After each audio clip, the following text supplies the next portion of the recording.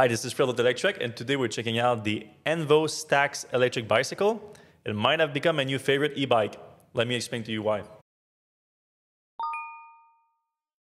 So Mike is not doing the e-bike review today for Electrek. I'm sure you're disappointed. So am I. I would have loved to see him review this bike. But the reason I'm doing it is because when the opportunity arrived to test out this bike, it actually fit all of my needs for an e-bike. So I'm going to give it from my perspective.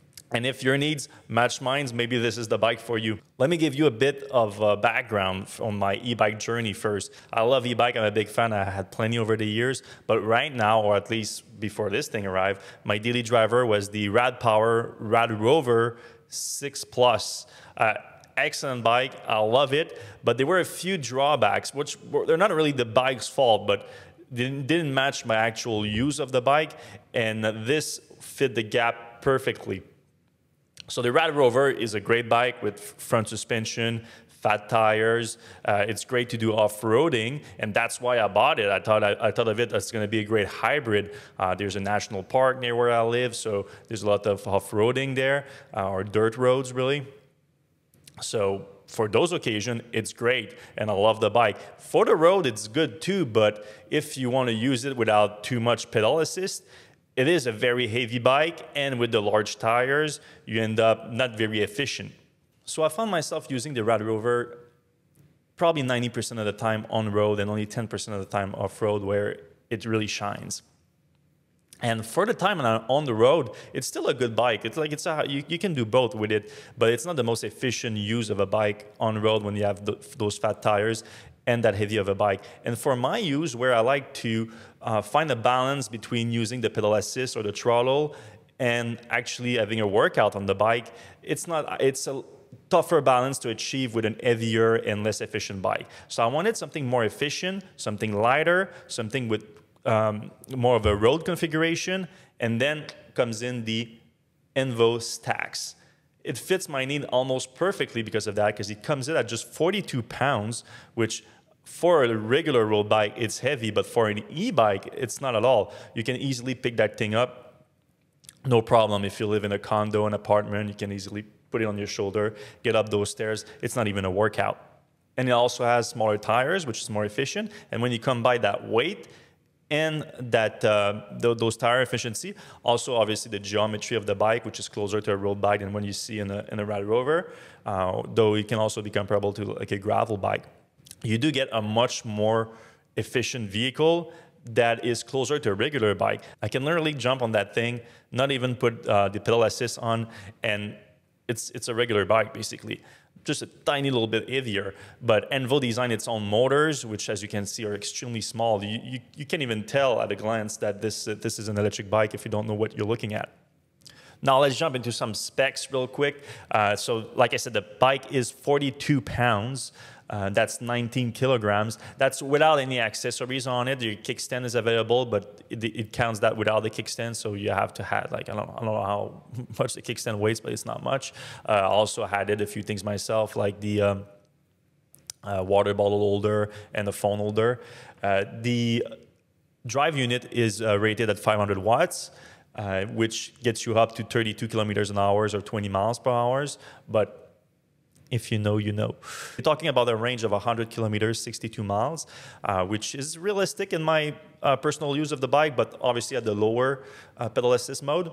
But this bike is still super fun at the lower pedal assist mode because it's so efficient, because it's so light.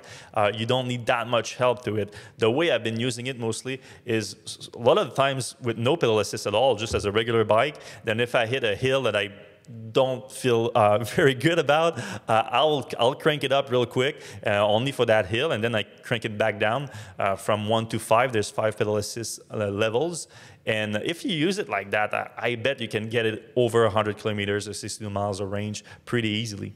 As for other specs, the tires are 700C tires with a width of 40 millimeters. The frame is made of 60-61 aluminum alloy. The transmission system is also Shimano, like the brakes. It's an 8-speed system. I needed a little bit of tuning at first when I got it, but nothing too complicated out of the box. Now for the things I don't like about the bike, that list is not very long.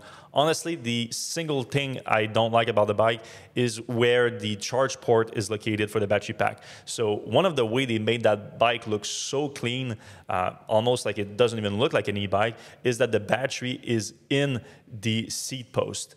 And very well hidden. It's a nice fit, but that requires putting the charge port somewhere on there that is going to be visible, and that can change depending on your heights where you put your seats. So ideally, you put it either at the bottom or at the top. They decided to do it at the top, and as you can see, putting that charge connector into the charge port is not exactly easy. It might be a little bit more difficult because of the way I like my seats. If you like the seats pointing a little bit more upwards, it should be a lot more easier.